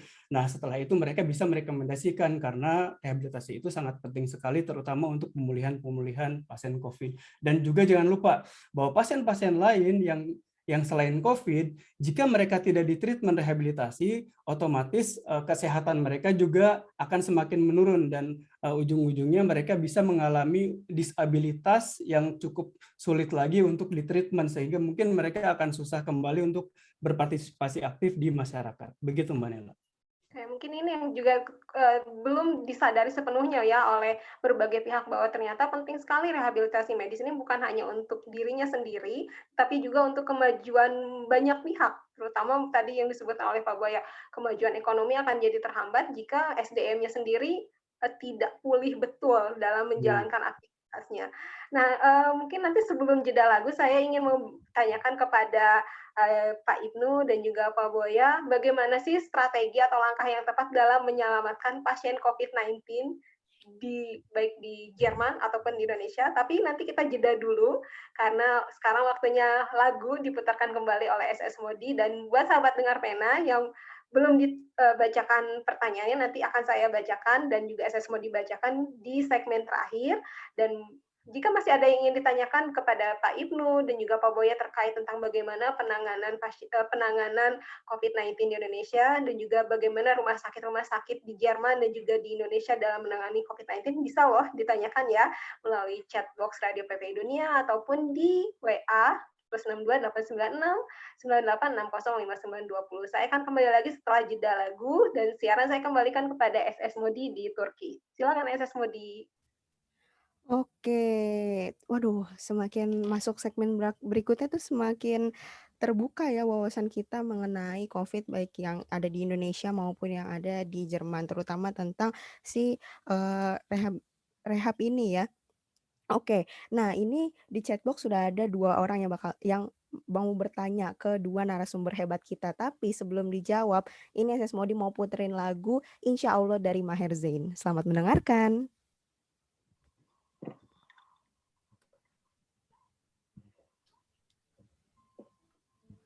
Berapa menit Mbak lagunya? Apa sekali aja atau 2 lagu? Ini jadi lagunya itu 3 menit 40 detik. Habis itu ada sweeper 47. Jadi total 4 menitan lah, Pak. Oke. Iya ya, cuma buat aba-aba aja. Iya. Iya. Ini kebetulan Mas Boya, bapak saya kan lagi pemulihan, jadi saya langsung kirim ini YouTube-nya, link-nya. Jadi insya Allah nanti kita coba pelajari bareng gitu ya. Karena selain sepuh, beliau juga ya itu persis ya, maksudnya kehilangan masa otot, saya yakin gitu ya. Ini juga ya ada 2, saya lihat juga ada 2 pertanyaan ya di chat box. Ya, yang kedua itu tentang ada yang membaca di internet bahwa pemerintah tidak memiliki crisis center dalam menghadapi pandemi. Nah, apakah itu bisa menjelaskan begitu melonjaknya kasus COVID-19 di Indonesia? Itu satu pertanyaan lagi dari ini ya, dari pemirsa kita ya. Alhamdulillah, ini pertanyaan-pertanyaan ini yang sebenarnya membuat kita berpikir pena itu harusnya 3 jam lagi. Tapi biar jelas ya, Mas. Karena Pak Ibnu waktu itu kami pernah mengundang juga Mbak Rahmawati Hussein gitu ya. Waktu itu masih zamannya siaran pena itu 3 jam. Jadi setelah acara tersebut itu beliau unggah status di Facebook bahwa telah berhasil melakukan siaran radio selama 3 jam full. Luar biasa. Jadi ya, tapi kalau 3 jam memang agak susah, rasanya sulit gitu ya. Tapi alhamdulillah 2 jam ini membuat segalanya lebih efektif, message-nya juga semakin padat gitu ya. Alhamdulillah. Evaluasi buat kita semua. Iya, selanjutnya ini segmen berapa Mbak Nela? Ketiga segmen apa? Keempat. Nanti ini closing, baca pertanyaan pendengar, sekalian nanti juga closing. Oke, iya. Iya, ini udah ada 2. Kita masih ya mungkin mengharapkan ada beberapa pertanyaan lagi, tapi biasanya di chat box bisa 3, 2, 3, 4 kadang-kadang yang bertanya. Biasanya malah ada yang request lagu Mbak Modi, tapi sejauh ini belum dapat. Iya, belum. Belum gitu. Iya. Ini mau ada yang mau ditanyain ke Pak Ibnu atau ke Pak Boya?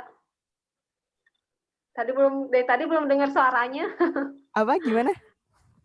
Ada yang mau ditanyain nanti ke Pak Ibnu atau ke Pak Boya? Oh iya, itu sih paling pemanasan dulu kali ya, biar nanti ini soal vaksin bapak-bapak, soalnya umur teman-teman saya tuh kayak masih justru lebih sibuk ke efektivitasnya. Iya sih, bagus kalau kita cari tahu gitu tentang efektivitas dan sebagainya. Cuma jadinya kelamaan mikir, padahal kan waktu terus berjalan. Sementara vaksin itu kan buat kita dan buat orang lain kan, manfaatnya gitu. Jadi mau tahu aja, terutama di daerah RS Muhammadiyah dan sekitarnya tuh bagaimana vaksinnya. Terutama saya kan di Depok nih, tapi dulu baru mulai si vaksinnya. Terus saya jadinya harus karena saya mau terbang lagi ke Turki, jadi saya harus ke Polda ke Jakarta buat vaksin gitu. Jadi kan sempat terhalang PPKM sementara, cuma tetap lolos kan karena ini untuk vaksin gitu. Jadi mungkin birokrasinya tuh emang harus seribet itu ya gitu. Iya, itu bisa. Oh iya, Mbak Nela, untuk kemarin-kemarin kan kalau ada pertanyaan di chat box itu kan dibacakan oleh host ya, Mbak Nela ya. Jadi mungkin nanti pertanyaan di chat box bisa Mbak Modi. Iya, kita dikit lagi masuk. Mau masuk ya? Iya. Oke. Iya, siap.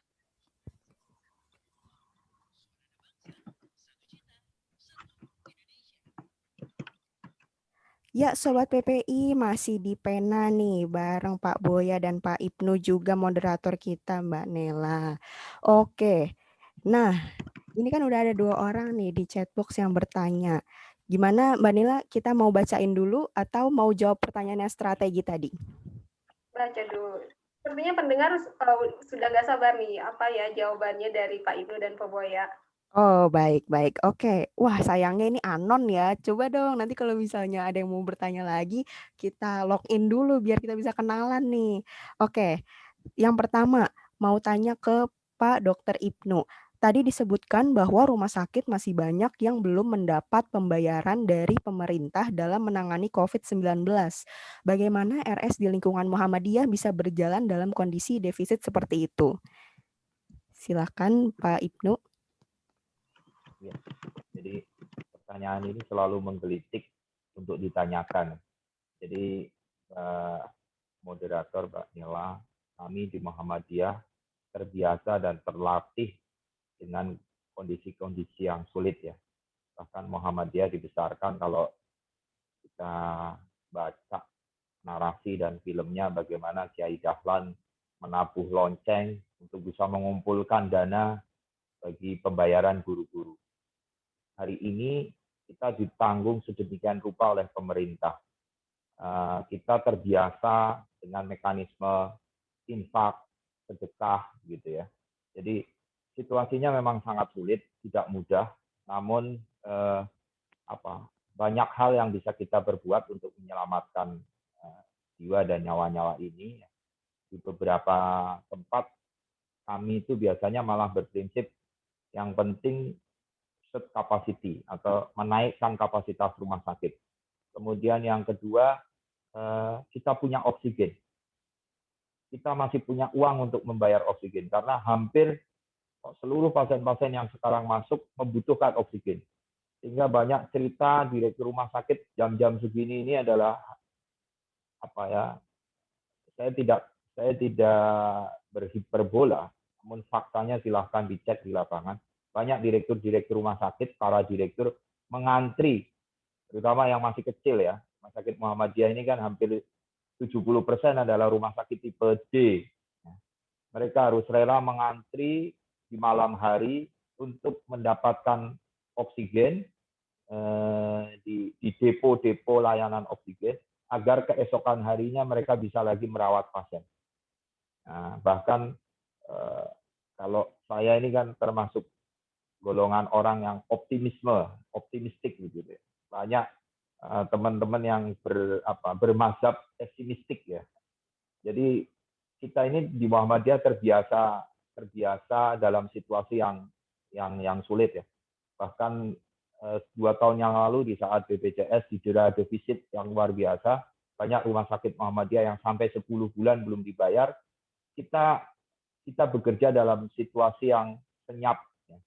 Tidak penuh dengan eksploitasi pemberitaan gitu ya. Namun kita bersungguh-sungguh memaknai ini sebagai cara kita untuk berdakwah. Maka barang tentu banyak cara ya, termasuk melibatkan lazismu. Kemudian alhamdulillah ini bukan karena saya di BPJS ya. Tapi karena BPJS itu kondisi keuangannya sekarang bagus, sehingga pasien likuiditas pembayaran pasien reguler ini menjadi tepat waktu. Nah, ini yang kita gunakan di banyak rumah sakit sebagai modal. Di samping bernegosiasi dengan rekanan oksigen, rekanan obat, supaya bisa membantu. Dan MCCC banyak berperan membantu rumah sakit maupun lazismu ya. Dan kemudian setelah BPJS ini lancar pembayarannya, banyak perbankan yang menawarkan dana talangan COVID. Nah, yang semula tadinya adalah dana talangan BPJS, jadi tagihannya belum cair, bukti klaimnya ini bisa diajukan sebagai pembiayaan, ditalangi. Nah, karena BPJS ini lancar, kemudian banyak perbankan yang mengalihkan pembiayaannya ke dalam talangan COVID. Nah, ini kita pakai. Di samping tentu Muhammadiyah ini menghemat lah, melakukan fungsi-fungsi penghematan di semua lini. Dan syukur alhamdulillah data tahun 2020 Muhammadiyah piutang kita hampir sekitar 540 miliar rupiah, dan tahun 2021 sampai dengan data bulan Maret lebih kurang di angka yang sama. Jadi total mungkin sekitar 1 triliun di luar pelayanan April, Mei, Juni, dan Juli ya. Namun Kementerian Kesehatan sudah merilis beberapa pembayaran. Bagaimana informasi perlu saya sampaikan kepada teman-teman jaringan di negara-negara Jerman dan seterusnya. Negara membayar kita dengan unit cost per day yang menurut saya sangat layak ya. Jadi grade-nya antara 7,5 juta rupiah sampai dengan 17 juta rupiah per hari, ya, cost per day. Dan ini kalau kita turunkan ke dalam unit cost yang COVID memang sangat besar ya. Artinya unit cost yang dibutuhkan di COVID ini 4 kali lipat dari modal pasien-pasien non-COVID. Artinya memang mahal. Oksigennya mahal, obat-obatnya mahal, kebanyakan masih obat-obatan paten begitu ya. Tindakan-tindakan terapinya pun mahal. Kalau harus masuk ICU dan seterusnya gitu ya. Namun tadi tidak ada rokak, tidak ada rotan, akar pun jadi. Jadi kita sangat terlatih dalam situasi-situasi yang tidak menyenangkan, sehingga saya rasa para direktur, pimpinan rumah sakit, persyarikatan saling bahu-membahu, ya, bahu-membahu dalam rangka memberikan pelayanan. Jadi saya tahu sendiri bahkan dari lazismu bersedia menalangi pembayaran oksigen. Bahkan banyak lazismu yang mengerahkan seluruh armada ambulannya untuk menjadi tim pemakaman jenazah COVID. Ini perlu saya ceritakan soal situasi kondisi yang sekarang, ya, bahwa mortality rate-nya kita sangat tinggi, kasus kematian harian kita sangat tinggi, banyak cerita-cerita yang memilukan ya. Mungkin kalau Mbak Nela sempat lihat itu di Twitternya, ada MCCC yang harus mengumandangkan takbir di area pemakaman sambil menunggu jenazah masuk, mereka melantunkan takbir. Banyak kita lihat di Twitter, di media sosial, tim MCCC memakamkan jenazah non-Muslim, ya, karena seolah-olah MCCC divisi pemakaman itu sudah seperti dinas sosial atau BPBD. Jadi masyarakat yang membutuhkan layanan pemakaman jenazah mengontaknya kepada MCCC, kepada Muhammadiyah. Dan Muhammadiyah tidak lagi memperdulikan ya, asal muasal status, pokoknya kita makamkan, kita muliakan mereka. Dan saya melihat banyak KL Muhammadiyah yang membuat peti jenazah karena kebutuhan peti jenazah yang naik ya. Jadi angka kematian itu di rumah sakit, contoh di rumah sakit PKU Muhammadiyah Gombong itu kadangkala bisa sampai 15 dalam satu malam ya. 15 pasien dalam satu malam harus mengantri, yang biasanya paling 2 atau 3 kematian ya. Tentu kondisi ini kondisi yang darurat betul gitu ya. Dalam kondisi yang sangat-sangat tidak menyenangkan betul, namun ini semua harus disikapi sebagai sebuah kesempatan emas untuk kita mendulang kebaikan. Kapan lagi dakwah ini akan tersampaikan dengan baik? COVID inilah media dakwah yang terbaik dan membuktikan integritas, loyalitas, dan dedikasi kita kepada agama yang kita yakini. Nah, ini jadi situasinya sangat sangat bagi saya ya, karena saya melihat hari-hari di depan mata betul betapa tidak mudah situasi ini, namun kita tidak boleh meratapi kondisi, gitu ya. Berbuat yang kita bisa. Saya yakin Muhammadiyah sadar betul Muhammadiyah harus hadir, dan kita sadar bahwa negara hadir, termasuk dalam urusan vaksin ya. Saya lihat kemarin Menteri Kesehatan menyampaikan apresiasi kepada Muhammadiyah sebagai ormas yang menyukseskan gerakan vaksin nasional.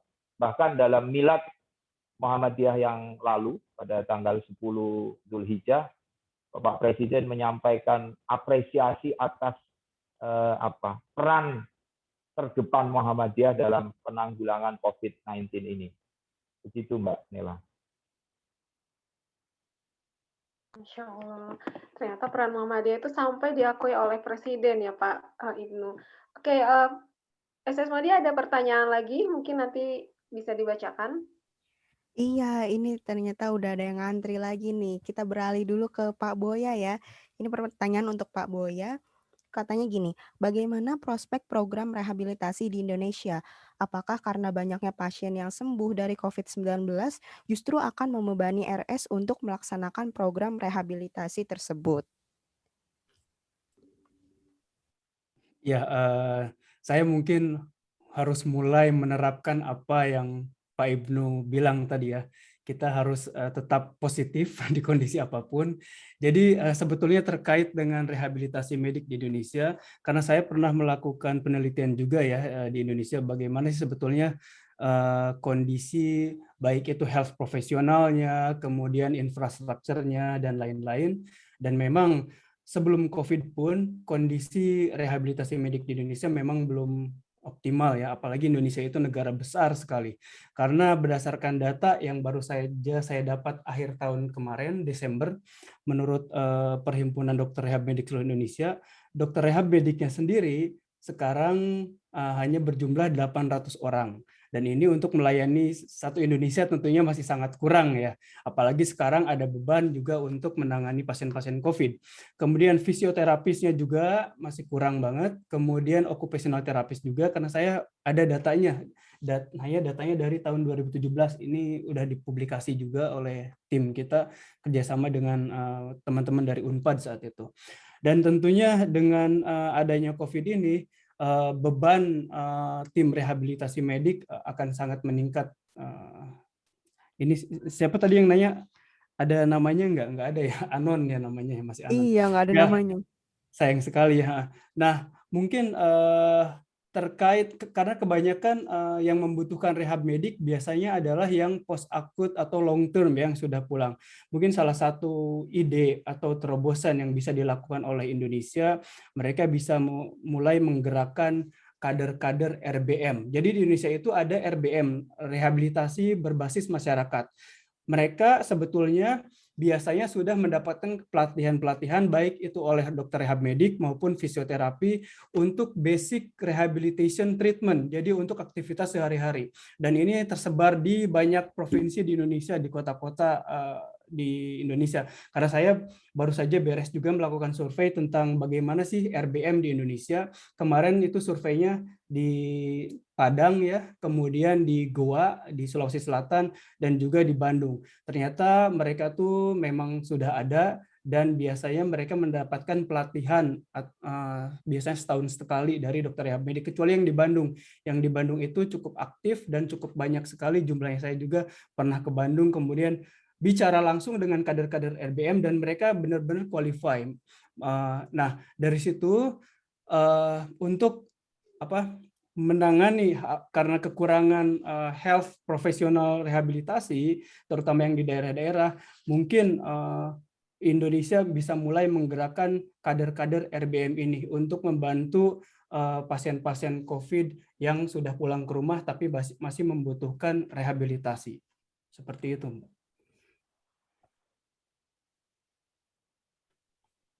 Tapi ini juga harusnya masih harus menjadi strategi jangka panjang ke depan untuk pemerintah Indonesia, sehingga rehabilitasi medik ke depannya bisa lebih maju lagi di Indonesia.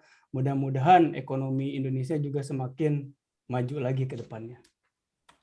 Oke, baik. Semoga itu bisa terrealisasi ya, Pak ya. Semoga yang bertanya ini sudah puas dengan jawabannya. Saya juga sangat jadi terinformasi banyak gitu. Nah, ini ada satu lagi, kita balik lagi ke Pak Ibnu. Ada pertanyaan seperti ini. Saya baca di internet bahwa pemerintah tidak memiliki crisis center dalam menghadapi pandemi. Apakah ini bisa menjelaskan begitu melonjaknya kasus COVID-19 di Indonesia? Bisa dimulai Pak Ibnu? Ya, saya rasa kita ini memang mesti banyak belajar sebagai bangsa ya, karena tadi dalam situasi-situasi semacam ini yang dibutuhkan adalah figur kepemimpinan atau strong leadership. Kita melihat awal-awal pandemi persoalan ini tidak bisa menjadi persoalan kesehatan saja atau persoalan ekonomi saja, begitu ya. Namun kita telah mesti belajar banyak bahwa ekonomi kesehatan ini ternyata sangat sangat terpengaruh ya. Untuk itulah PPKM darurat fase pertama yang kemudian diperpanjang dengan PPKM leveling, ada level 3, 4, 3, 2, 1, adalah upaya yang saya lihat upaya yang serius untuk menjembatani persoalan krisis kesehatan, krisis ekonomi, begitu ya, agar dua hal tersebut tidak saling mempengaruhi kondisi bangsa yang makin lebih sulit ya. Karena yang paling ditakutkan pasca COVID tentu adalah krisis moneter atau krisis ekonomi yang berkepanjangan. Maka saya melihat sebagai sebuah praktisi dan kebijakan publik, karena saya ada di BPJS, Kementerian Kesehatan memiliki pusat krisis Kementerian Kesehatan yang sekarang menjadi leader dalam hal logistik ya. Jadi tidak mungkin ini kerja parsial. BNPB beserta Kementerian Kesehatan, beserta Kementerian Ekonomi, Perdagangan, karena kita tidak ingin masyarakat sehat tapi masyarakat tidak bisa makan. Kita pun tidak ingin masyarakat bisa makan tapi semua masyarakat terpapar. Untuk itu saya rasa ada sebuah tulisan ya yang cukup menarik yang dibuat oleh seorang kader Muhammadiyah bahwa kita mesti menjalankan mengikuti 2M. 2M itu saya ini dapat berita, jadi mengikuti nasihat Muhammadiyah. Jadi Muhammadiyah adalah ormas yang terdepan menyampaikan, bahkan pada PPKM darurat pertama, kita sudah membuat surat kepada Bapak Presiden untuk Indonesia segera melakukan pembatasan sosial, atau bahasanya macam-macam ya, ada lockdown, ada PPKM darurat, melihat eskalasi eksponensial dari kejadian COVID. Dan 1 minggu setelah surat itu dirilis kepada Bapak Presiden memutuskan dengan sangat penuh pertimbangan dan berat hati gitu ya untuk melakukan. Termasuk juga perpanjangan PPKM yang kedua ini, ya, kita sebagai ormas tampil leading terlebih dahulu menyampaikan bahwa dan mendukung apa yang dilakukan oleh pemerintah dengan memperpanjang PPKM jilid kedua ini. Ya, meskipun Bapak Presiden sangat mempertimbangkan aspek ekonomi sehingga mungkin Indonesia akan tanggal 25 kita mulai atau bangsa Indonesia mulai merilis lockdown ini karena aspek ekonomi lah yang menjadi kajian pertimbangan utama. Namun sisi lain pembiayaan kesehatan untuk COVID ini di rumah sakit tahun 2021 ya itu sudah ditambah dari 40 triliun menjadi 65 triliun. Itu baru dari sisi aspek preventif. Ya. Tentu keseluruhan anggaran yang dibutuhkan selama PPKM itu jumlahnya cukup besar ya, hampir sekitar 260 triliun rupiah. Sehingga saya pun sebagai orang kesehatan belajar terkait dengan ekonomi kesehatan. Karena ternyata hari ini kita baru dihadapkan pada fakta bahwa kesehatan sangat berpengaruh terhadap kondisi ekonomi sebuah negara. Kalau ya COVID inilah saya rasa ya. Dan tadi bicara soal vaksin, saya rasa angka penyebaran vaksinasi di Indonesia sampai dengan hari ini hampir mendekati angka 50 juta dosis ya, yang terbagi dalam tahap pertama dan tahap kedua. Dan kemungkinan kita akan mulai sebagai negara mulai tidak melakukan pembatasan kriteria seperti yang ada di Jerman. Jadi siapapun warga negara divaksin. Dan pandemi ini mempercepat ya, karena kesadaran masyarakat Indonesia sekarang mulai tinggi meskipun yang pengikut anti vaksin juga cukup banyak gitu ya. Bahkan kemarin viral sempat dokter Louis ya, dokter Louis.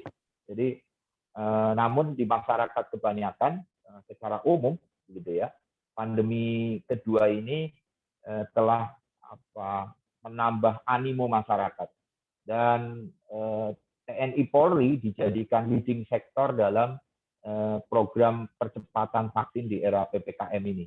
Nanti setelah pasca PPKM mungkin dikembalikan ke fasilitas layanan kesehatan, ormas, dan lain-lain. Dan peran ormas menjadi sangat penting gitu ya, karena Indonesia sebagai negara yang berbasiskan culture agama, tentu menjadikan pemahaman agama menjadi sebuah referensi dalam menentukan pilihan. Dan Pak Haidar Nasir menyampaikan ya, bahwa stop narasi-narasi vaksin yang menyesatkan gitu ya. Sehingga saya setuju tadi pendapat narasumber bahwa salah satu yang bisa kita perankan adalah menjadi jihad dengan cara menyampaikan kabar-kabar berita yang baik, semangat optimisme yang baik, dan dibalik cerita angka kesakitan yang cukup tinggi, angka kesembuhan di Indonesia juga cukup sangat tinggi ya. Di atas 50.000 kasus setiap harinya. Artinya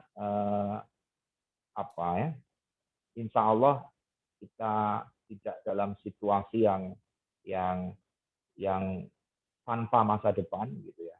Namun kita harus optimis dan tetap menjalankan seluruh protokol kesehatan dengan baik dan menjadikan ini sebagai sebuah keyakinan keberagaman tentang makna ujian, bukan menarasikan hal-hal yang di luar konteks seperti laknat dan seterusnya.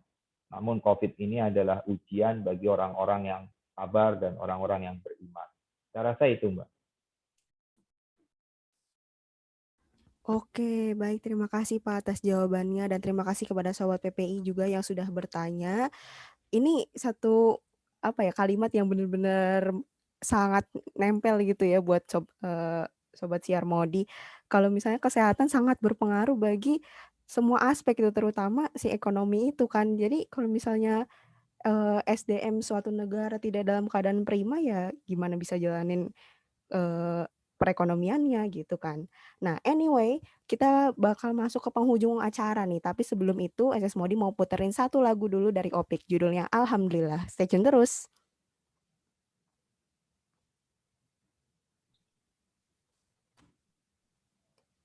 Wah, ini kalau paling enak emang sesi tanya jawab. Jadi banyak yang dijawab, yang ditanyakan keluar dari konteks kadang-kadang, tapi justru itu yang informasi tambahan itu yang kita kita dapat peroleh. Makasih banget nih buat Mas Boya dan Pak Ibnu. Buat saya pribadi ini luar biasa sekali ya. Insight terus ya kalau saya sebagai dari PCI Muhammadiyah sendiri yang tidak bekerja di rumah sakit gitu ya, tidak bekerja dekat dengan kesehatan, ya ternyata ya memang alhamdulillah ya memang dipraktekkan sekali ya konsep infak dan sodakoh itu terutama di kalangan di era yang sekarang ya, seperti yang Pak Ibnu bilang tadi, bahwa biaya operasional istilahnya seperti itu ya, rumah sakit dalam artian mungkin ada bagian dari lazisme yang menalangi pengadaan oksigen dan lain sebagainya, itu yang berjalan gitu ya. Tapi jadi pertanyaan juga, kalau misalnya rumah sakit swasta yang lain apakah bisa seperti ini? Wallahu alam ya, mungkin atau Pak Ibnu sendiri punya insight ya, bagaimana sih sebenarnya kasus di rumah sakit lain yang kebetulan menangani COVID tapi tidak tidak dibayar lah istilahnya, belum dibayar oleh pemerintah gitu. Pasrah, Mas. Mereka bikin tulisan stop UGD. Dan ini secara jamaah oleh Muhammadiyah kita musuhi. Jangan gimana masyarakat akan datang kalau UGD-nya udah ditutup. Nah, iya. Yang mereka tidak tahu harus kemana lagi mereka berbuat ya. Tapi kita sebagai organisasi besar, kita punya banyak akses dan punya banyak cara. Saya rasa itu yang mendewasakan kita dalam menyikapi COVID. Jadi banyak orang berbicara di luar sana tapi tidak banyak bekerja. Namun kita ini Muhammadiyah sedikit bicara, terlalu banyak bekerja, tapi tidak diliput media. Begitu kira-kira. Iya. Benar banget Pak Ibnu. Jarang banget ada pemberitaan positif tentang Rumah Sakit Muhammadiyah yang sangat banyak banget kontribusinya buat pemerintah Indonesia, terutama untuk penanganan COVID ini. Ini saya juga baru tahu loh Pak Ibnu, ternyata sumbangsinya Masya Allah. Ya sebenarnya dari berita mengenai utang pemerintah ya terhadap rumah sakit Muhammadiyah atau swasta pada umumnya itu aja udah memberikan pertanyaan bagaimana rumah sakit bisa berjalan ya. Ya alhamdulillah berarti mekanisme infak sedekah memang sudah dipraktekkan sekali di lingkungan kita ya, di lingkungan Muhammadiyah gitu ya. Tapi ya jadi pertanyaan, rumah sakit yang lain gitu ya, yang benar-benar mengharapkan dari pemasukan dari pasien, ya otomatis ya seperti apa yang Pak Ibnu tadi bicarakan ya, stop UGD gitu, Masya Allah luar biasa sekali. Jadi ya makin ironis ya sebenarnya ya. Tapi kalau nggak salah itu dari APBN kan ya Pak ya, bukan dari BPJS ya Pak? Ya, itu dari APBN. Hanya persoalannya kan mungkin pemerintah banyak memprioritaskan penanganan ekonomi. Secara akun sudah disiapkan, namun ya begitulah birokrasi, pemeriksaan BPKP, lembaga keuangan, baru kemudian dibayarkan, kemudian besarnya dispute gitu ya. Kita melayani 10 hari, diminta cut off menjadi 6 hari. Kita nggak mau kita melayaninya.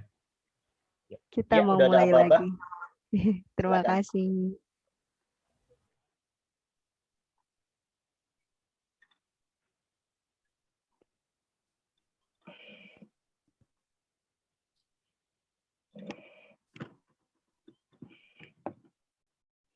Itu SS Modi mau balikin lagi nih ke narasumber dan ke moderator kita. Kira-kira apa sih nih penutup yang pas untuk seluruh sobat PPI yang sedang mendengarkan? Baik, terima kasih SS Modi di Turki masih bersama saya ya, dan juga Pena pengajian online Uni Eropa melukir ilmu meraih berkah bersama Pena insya Allah. Nah, tidak terasa sudah di penghujung acara ya, berarti sudah saatnya kita berpisah. Tapi sebelum berpisah ada pertanyaan terakhir dari saya untuk Pak Ibnu juga Pak Boya. Pertanyaannya sama, yaitu berdasarkan pengalaman dan juga pengetahuan dari Pak Ibnu dan Pak Boya, sebaiknya langkah atau kebijakan tepat apakah yang harus diambil Indonesia agar secepatnya dapat keluar dari krisis COVID-19 ini? Mungkin bisa dimulai dari Pak Ibnu.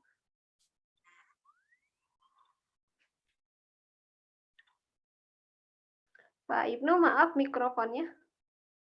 Ya, saya rasa kita harus menjadikan himbauan pemerintah sebagai sebuah narasi kita dalam menghadapi pandemi ini ya. Karena ketika kita bisa bersama-sama mengurangi aktivitas kita dengan menerapkan sejumlah protokol kesehatan, kemudian PPKM ini kita maknai sebagai upaya kita untuk memberikan siklus agar angka kesakitannya tidak cukup parah, sehingga fasilitas-fasilitas kesehatan kita masih bisa melayani, tidak seperti cerita dokter corona ya, harus memilah mana pasien yang berhak hidup dan berhak mati. Itu kan kondisi yang naudzubillah ya. Sehingga saya menilai seluruh langkah-langkah yang dilakukan oleh pemerintah, sekalipun dalam batas tertentu masih banyak kekurangan-kekurangannya, namun negara hadir.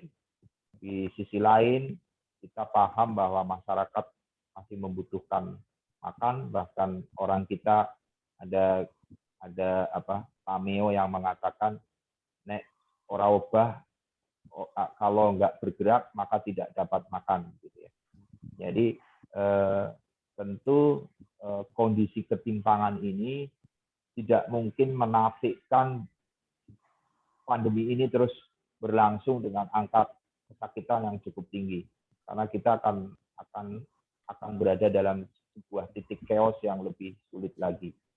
Sehingga saya berkesimpulan sebagai praktisi, sebagai orang yang ada di lapangan, bahwa seluruh rangkaian kebijakan-kebijakan disertai dengan advokasi tentu yang dilakukan oleh pemerintah, dan itu sudah jelas secara gamblang dinyatakan oleh pimpinan pusat Muhammadiyah, ya tidak ada alasan lain kita sebagai negara dan bangsa, sebagai anak bangsa, mengikuti menjalankan seluruh himbauan dan arahan pemerintah, dan saya berharap seperti halnya di Jerman ya, angka ketercapaian vaksin ini bisa kita dapat secepat mungkin, kemudian mekanisme herd immunity mungkin bisa menjadi bagian dari solusi.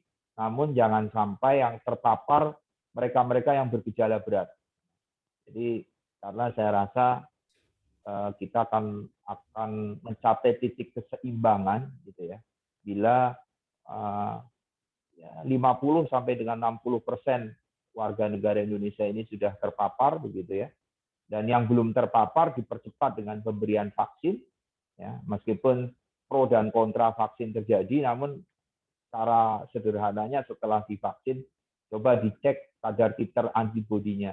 Bila mengalami kenaikan titer antibodi yang bermakna, berarti itu bagian dari mekanisme kerja vaksin yang sedang berjalan. Jadi herd immunity, pemberian vaksin yang dipercepat, fasilitas kesehatan diberi ruang dengan masyarakat melakukan pembatasan sosial. Saya rasa itu adalah cara-cara yang paling strategis yang bisa kita lakukan. Di samping yang keempat, tentu persoalan ekonomi harus menjadi concern semua pihak. Kita tidak bisa hari ini ngomong daripada mati kelaparan lebih baik mati corona. Demikian pula hal tersebut dibalik. Lebih baik tidak kelaparan tapi mati corona. Dua hal itu tidak bisa saling dinegasikan satu sama lain. Kita ingin kita sebagai bangsa ini selamat, tidak terpuruk dengan kondisi corona, namun kita sebagai bangsa tidak boleh terpuruk secara ekonomi setelah pasca corona. Saya rasa itu statement akhir saya. Terima kasih. Silakan Pak Buaya, bagaimana menurut pandangan Pak Buaya sendiri? Oh, sepertinya saya mungkin hanya menambahkan sedikit saja karena Pak Ibnu tadi sudah boleh dibilang merangkum semuanya ya. Tapi karena saya sekarang pekerjaan saya kebanyakan di health system secara nasional, biasanya saya melihat aspek berbagai hal, terutama pada level nasional itu dilihat dari 3 sisi. Pertama dari sisi makro, yaitu lebih ke arah pemerintahan. Mudah-mudahan pemerintahan di Indonesia bisa sekarang ya kebijakan-kebijakan sudah betul sekali, termasuk tentang program vaksinasi dan program kesehatan, kemudian ekonomi juga dan lain-lain.